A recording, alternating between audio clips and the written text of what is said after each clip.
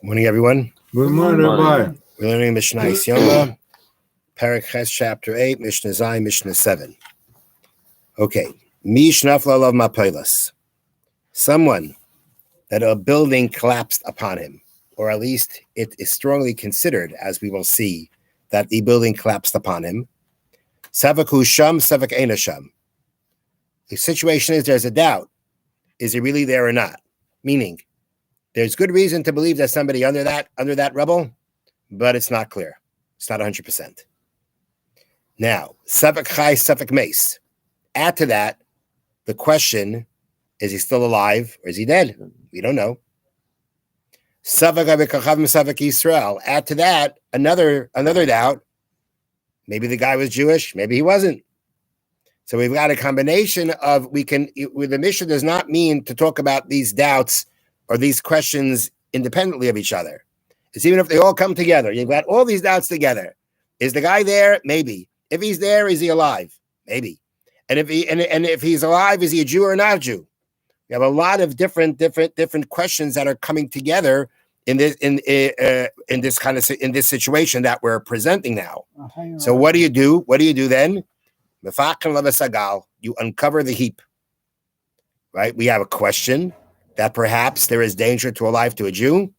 We will desecrate Shabbos for that.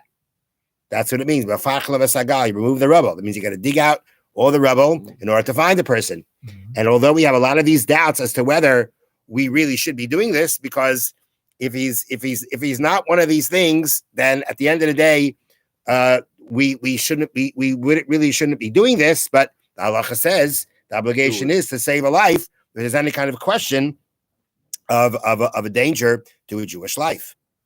Now, what's interesting is, all right, let's finish up the Mishnah and then I'll tell you what the Rataner says.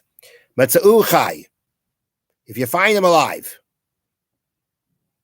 mefakchen alav, then you continue digging. Wouldn't that be obvious?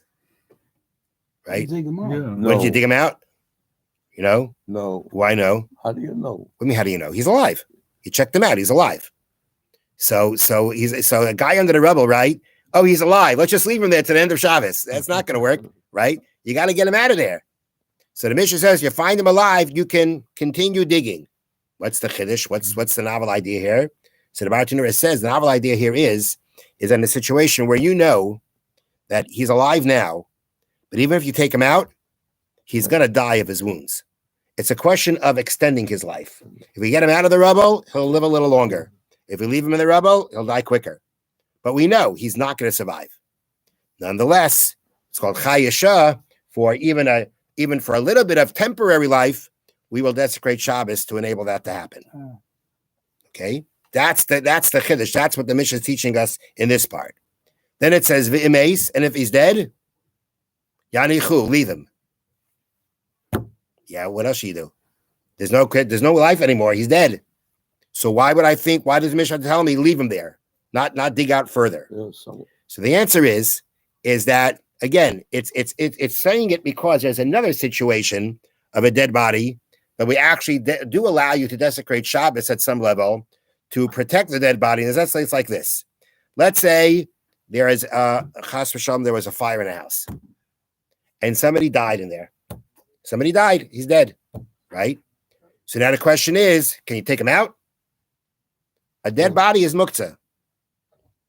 In the very least, it's muktzah. Mm-hmm. You may have another problem between the situation. Actually, the Mishnah talks about what the dead body is, a different rabbinic problem of moving it from one place to another place.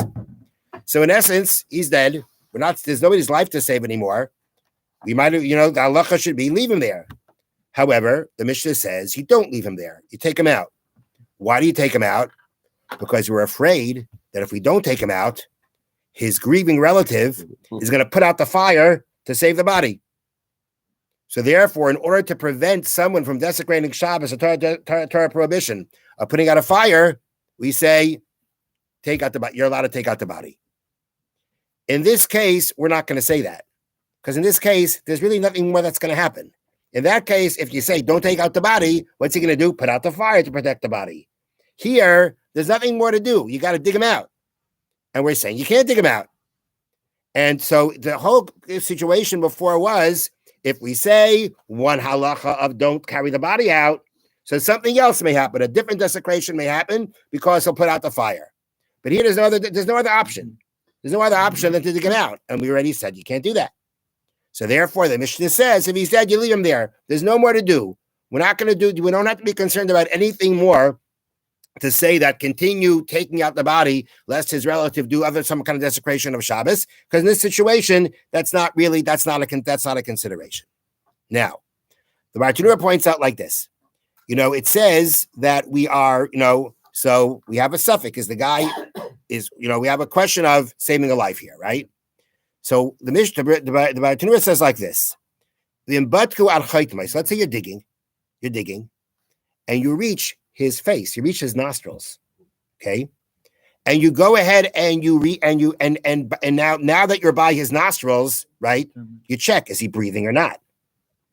So then the halacha is, if he's breathing, keep on going.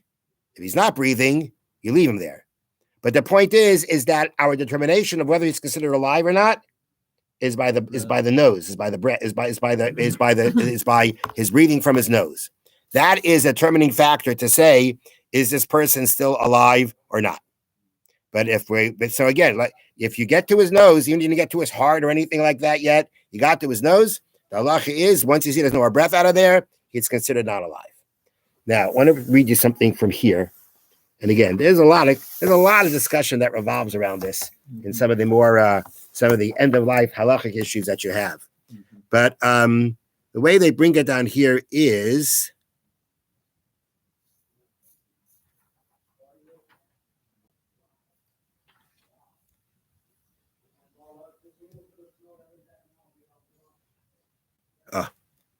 so he brings down like this.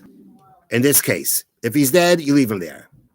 If they discern no sign of breathing, they may assume the person is dead. Okay, and they bring that down from the Bartanura, the Gemara, other sources. Even if they find no heartbeat, let's say they're coming up, right? They're coming up his body, right? They're digging upwards his body. Okay, even if they find no heartbeat, they may not stop clearing the debris. Only the cessation of breathing constitutes proof of death. So, just interesting idea. Interesting halacha. Have a wonderful day. Thank you, Rabbi. Now, it's possible